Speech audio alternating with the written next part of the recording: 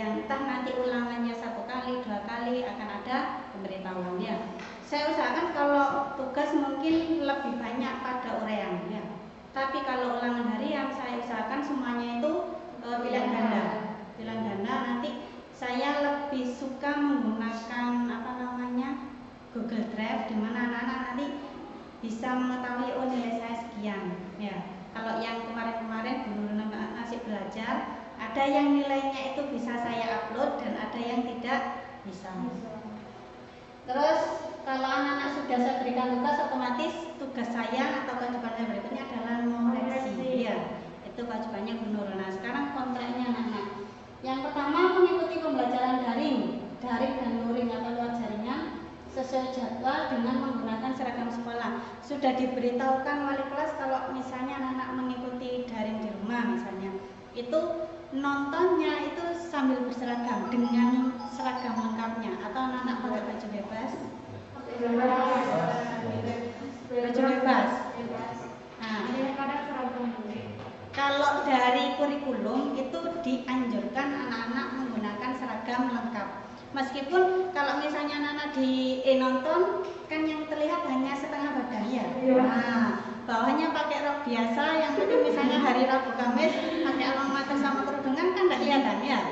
Nah, seperti itu ya, diusahakan yang terlihat atau tampak di adminnya nanti itu anak-anak terlihat berseragam. Jadi kalau di screenshot untuk laporan sekolah itu kelihatannya bagus, bukan daster ya.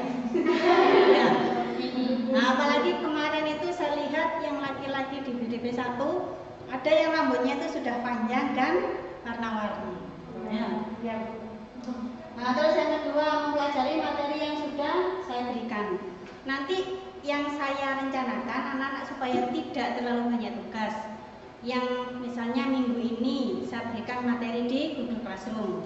Minggu besoknya baru ada tugas ya. Minggu besoknya lagi nanti tugasnya kita bahas. Jadi anak-anak tidak tiap minggu itu tugas terus dari Bu Nurul gitu ya. Karena saya yakin tugas itu bukan hanya dari pelajarannya Bu Nurul. Nah, masih ada pelajaran-pelajaran yang lain yang pasti anak-anak pasti sanggup tugas. Oh ya. Nah, yang berikutnya ini, kalau misalnya anak-anak ada materi yang saya upload di Google Classroom terus dibaca tidak jelas, boleh. Kalau kebetulan anak-anak dapat jatah di sini, angkat tangan langsung ya. Nanti kalau misalnya anak-anak di rumah, harus di rumah, berarti anak-anak ngetik. Ya. Yang terakhir, mengerjakan dan mengumpulkan tugas, entah itu tugas mingguan, ulangan harian, PTS atau PAS nanti, itu wajib untuk dikumpulkan sesuai dengan jatah waktu yang diberikan. Misalnya, tugas hari ini kumpulkan maksimal 2 minggu lagi. Semakin cepat anak-anak pengumpulannya, nilainya tentu akan berbeda. Oh ya, tugas hari ini, oh kok bisa saya kerjakan, langsung saya kerjakan, mending langsung dikumpulkan dan itu nilainya pasti berbeda. Itu selain nilai asli dari hasil pekerjaanmu, ya. Jadi nilai kedisiplinan mengumpulkan itu ada sendiri, nanti nilai dari hasil pekerjaan kalian juga ada sendiri. Oh ya, ada yang mau ditanyakan? Ini ngerti semua? Iya.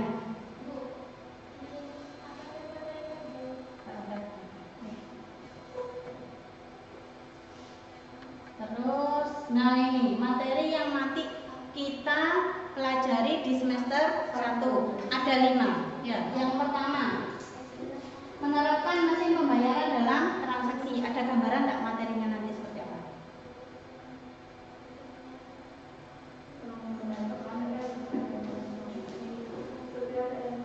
Kayak apa kira-kira?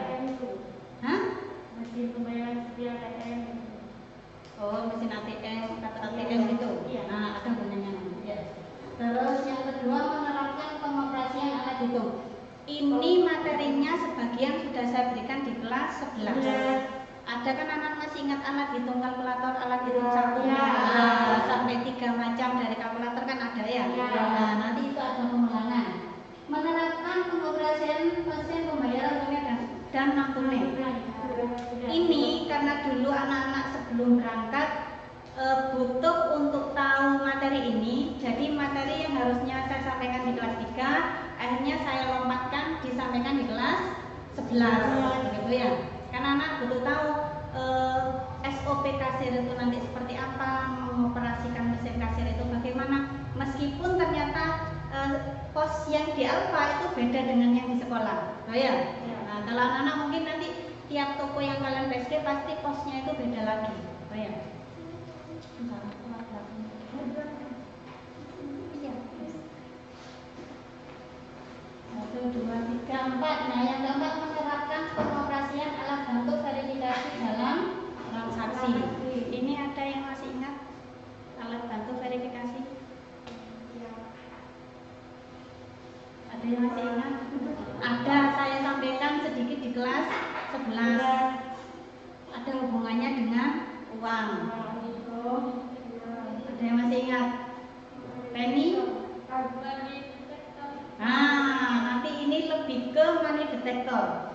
Anak-anak biar tahu ini loh uang palsu, ini loh uang asli. Ya, ciri-cirinya nanti akan saya ulang lagi dari yang kelas 11. Dan terakhir nanti menerapkan prosedur alat komunikasi dalam transaksi. Kalau perusahaan itu bertransaksi pasti yang dibutuhkan tidak sekedar mesin kasir, kemudian money detector, tidak. Pasti akan ada yang namanya telepon. Dan telepon itu macamnya tidak satu. Ada nanti faksimil, kirim surat atau mungkin dokumen penting dari Bondowoso ke Jakarta misalnya harus sampai dalam 1 hari, kan nggak mungkin ya kalau lewat pos.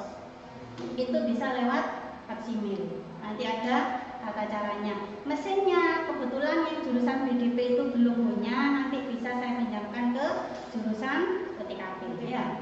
Nah, bisa nanti. Terus dari materi ini ada yang mau ditanyakan? Nggak ada? Masih loading 4 bulan tidak ada. Nah, saya langsung ya. Nah, ini materi yang pertama itu kalau di kurikulum KIKD-nya anak-anak yang transaksi itu ada 3.1 sampai 3.18. Yang kelas 11-nya ada 10 KD, yang kelas 12 8 KD. Oh ya. Nah, ini saya bisa lagi nanti materinya kan hanya 5. Materi yang pertama itu bagaimana menerapkan mesin pembayaran dalam transaksi. Otomatis kalau dari materi ini anak-anak harus tahu dulu apa yang namanya sistem pembayaran, apa yang namanya mesin pembayaran, dan alat pembayarannya itu seperti apa. Ya. Kalau sistem pembayaran, tolong dibaca. Nah,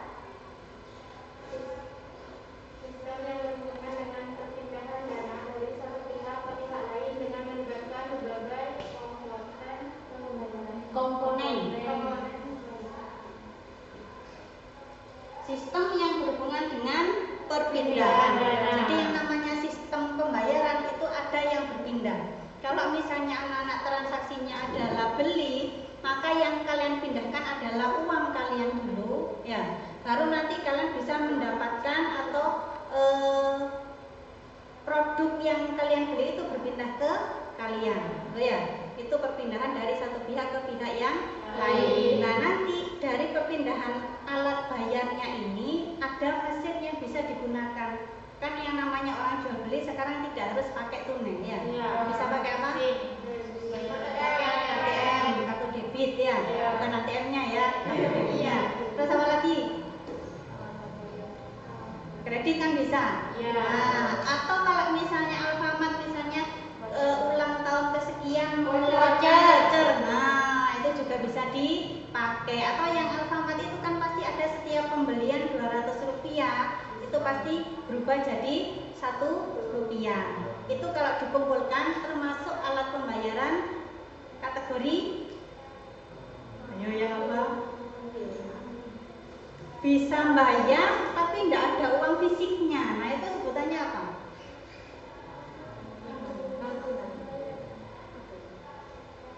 Ada fisik money dan ada iya. Menggali setelah 4 bulan, ayo. Fisik money atau uang fisik ada wujudnya, dan yang tidak ada wujudnya itu disebut e-money. E-nya apa? Elektronik. Elektronik. Nah, sudah mulai ingat ya. Nah, mulai dari kartu kartu kredit voucher kalau misalnya itu dipakai untuk membayar pembelian, maka itu kategori e-money. Jelas ya? Ada yang mau ditanyakan? Ada. Dari sistem pembayaran kita masuk kepada mesin pembayaran. Mesin pembayaran suatu mesin yang digunakan dalam proses pembayaran dilakukan dengan suatu transaksi. Mesinnya itu sebagai alat bantunya. Kalau misalnya tidak hanya di Alfamart, kadang di toko-toko sekarang pun bisa tidak langsung tunai tapi pakai kartu. Alatnya disebut alat. Nah, ini amalan. Kepanjangan amalan. Elektronik. Elektronik. Bukan digital, elektronik. Itu setiap kali ulangan saya keluarkan. Elektronik.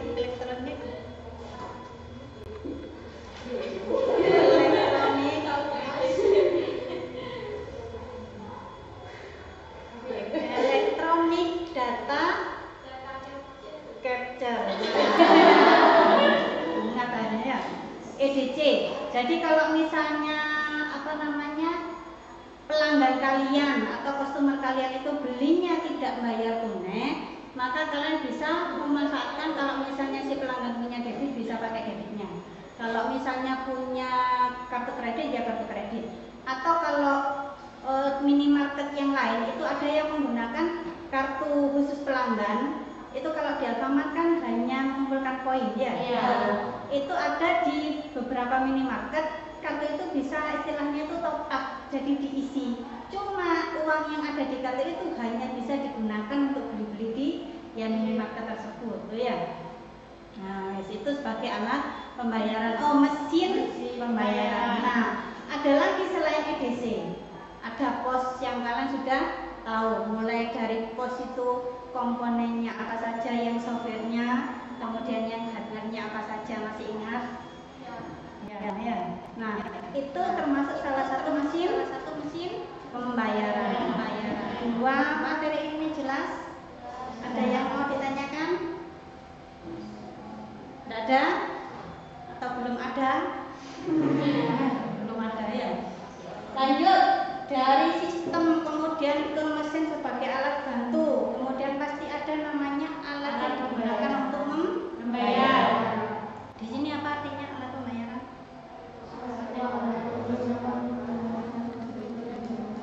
Ini mana yang lain? Suatu alat yang digunakan untuk pembayaran transaksi pembelian produk. Jadi yang namanya Nirwana karena ya. Alat yang digunakan untuk pembayaran transaksi pembelian produk. Produk itu bisa saja berupa barang ataupun jasa. Jadi misalnya anak-anak pergi ke klinik atau periksa ke dokter itu termasuk pembelian berupa jasa. Nah, ini potong nanti ngerti ya ini ya. Nah, alat pembayarannya nanti berupa uang. Ada yang berupa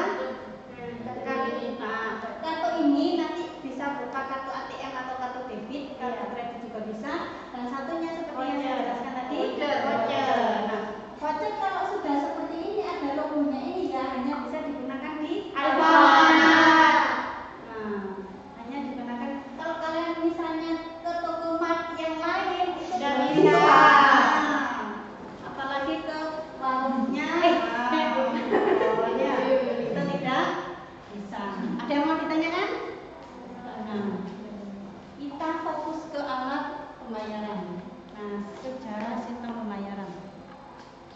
Kalau misalnya anak-anak sekarang bertransaksi, entah itu jual atau beli, pastikan penggunaan atau bayarnya itu kalau tidak pakai uang fisik, pakai uang barusan dijelaskan. Kalau tidak pakai fisik, e-money. Nah, sejarahnya membayar itu ada. Kalau dulu itu orang mau saya pingin itu, saya pingin ini, kan uang itu belum ada atau sistem pembayaran itu belum ditemukan. Gimana caranya orang? Nah, disebut barter. Barter itu anak-anak kalau misalnya sistem barter kalau yang dulu ya Kalau misalnya anak-anak punya beras, kalian pinginnya sayur, kemudian beras itu langsung ditukar dengan sayur. Nyari orang yang punya sayur yang kalian mau, itu yang jadi kekurangannya sistem barter. Kan misalnya kalian pinginnya sayur kangkung, yang punya kangkung ternyata di 2 desa sebelah, jauh kan ya? Nah, itu kalau misalnya ya kalian harus berjuang ke sana, nukar beras dengan sayur yang kalian mau. Itu, dan itu kalau misalnya diukur, misalnya beras 1 kilo ditukar kangkung 2 ikat, kadang itu harganya kan tidak sama ya. Tapi dulu itu tidak memandang seperti itu, pokoknya saya mau itu, saya punyanya ini ya saya tukar, seperti itu kalau barter. Nah, dari barter turun lagi menjadi komoditi, pembacanya komoditi currency. Nah, ini barang itu mulai dilihat nilainya.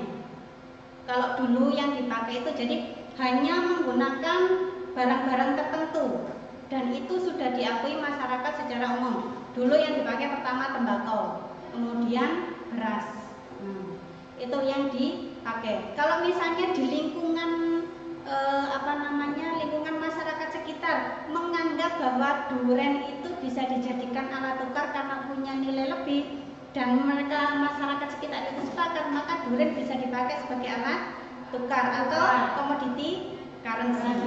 Nah, karena dulu tembakau sama beras itu nilainya dianggap tinggi. Jadi kalian misalnya pingin sayur ini, kalian nukarnya dengan tembakau pasti diterima, loh ya. Tapi kalau misalnya asal tukar, saya cuma punya buah apel, saya cuma buah, yang punya barang yang kalian inginkan tidak mau, ya tidak jadi, loh ya. Itu kalau dulu dimulai komoditi currency. Setelah barter komoditi currency beralih ke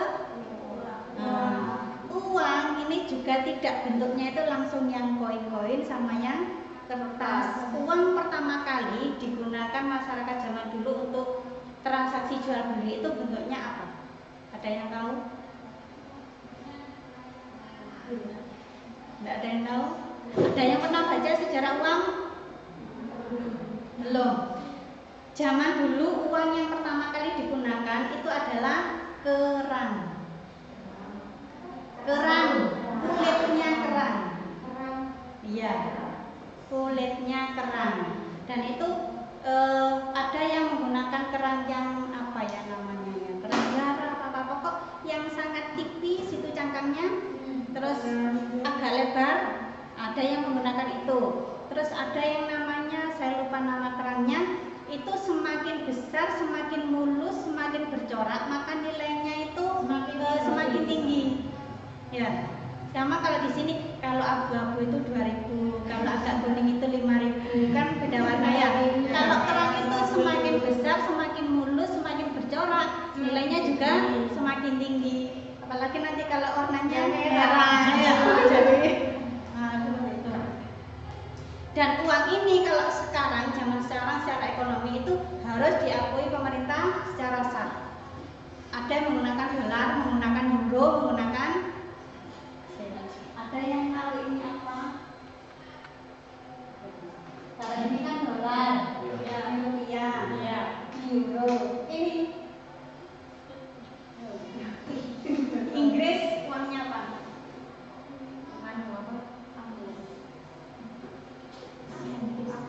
Atau yang di rumah tahu boleh menjawab. Ini bentuknya kayak L tapi bacanya bukan L apalannya. Kalau ini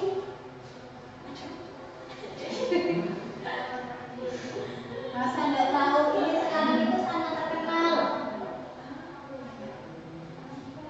karena apa? Boybandnya, girlband, dramanya. Korea. Namanya apa ini? Makanan Korea yang suka nonton drakor. Yang di rumah kalau tahu boleh menjawab. Apa artinya? Dolar.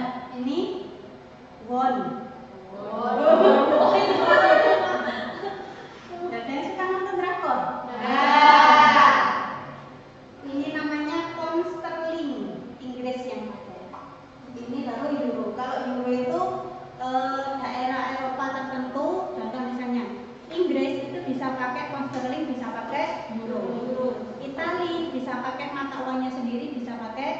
euro. Nah, seperti itu. Perancis juga sama. Jadi kalau misalnya dicontohkan di Asia, mungkin Indonesia, Malaysia, Singapura, Brunei itu punya mata uang kesepakatan. Itu euro. Ya, tapi kan tidak punya kalau di Asia Tenggara ya. Di Eropa punya euro namanya. Itu dipakai beberapa negara Eropa. Jelas ya? Nah, ini saya bukakan. Satu slide lagi, selesai. Dari yang atas itu adalah keran yang dipakai untuk disebut sebagai uang. Jadi bukan bentuk lempengan logam atau kertas, tidak seperti itu. Itu saya lupa nama kerannya, mungkin anak-anak yang di rumah bisa googling atau nanti anak-anak yang di sini kalau sudah pulang bisa googling. Itu keran kalau semakin besar, semakin mulus, semakin bercorak, itu kan ada coraknya ya. Itu semakin mahal nilainya. Jadi misalnya satu keran itu kalau misalnya zaman dulu ada sepeda bisa dipakai untuk beli sepeda. Ya. Kemudian beralih. Ini contoh keran itu yang dironci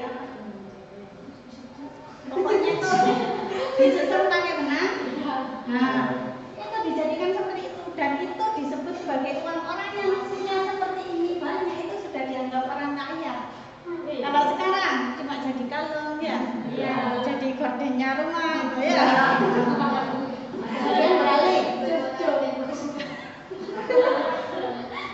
beralih lagi, itu ada yang mulai bentuknya itu logam. Kalau di Cina mungkin anak-anak yang suka nonton film Cina, film vampir yang logamnya kayak perahu.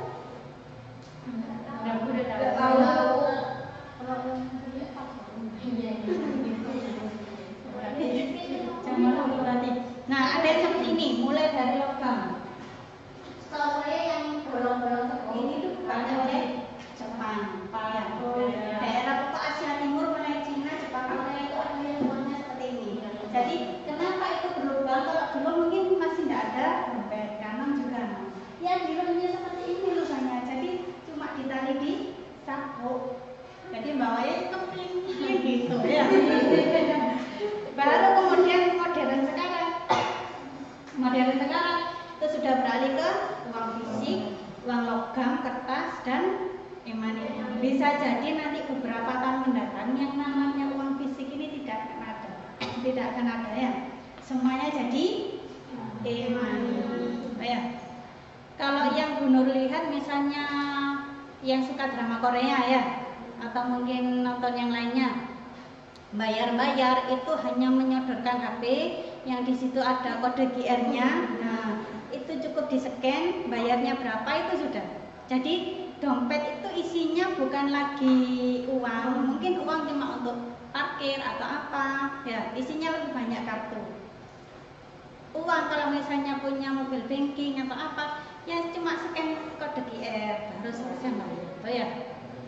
Jadi yang punya uang mungkin mulai sekarang bisa dikoleksi, siapa tahu berapa tahun ke depan harganya 2.000 jadi 20 juta.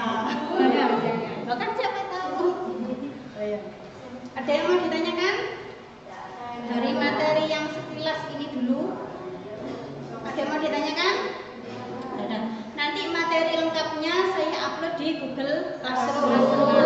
Terus minggu ini mungkin saya hanya upload materinya. Minggu besoknya sambil menjelaskan saya berikan tugas. Minggu besoknya lagi tugasnya nanti kita bahas. Sudah ya? Nggak ada pertanyaan? Kalau misalnya sampai di rumah ada yang mau ditanyakan boleh via WA dulu, WA ya.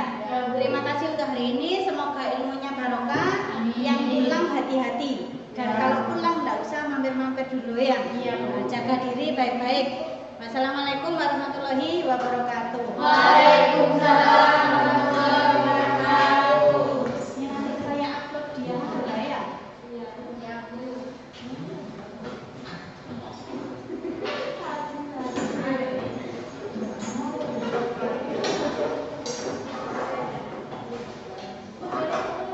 Boleh, yang tidak ada pelajaran berikutnya bisa langsung pulang ya. Saya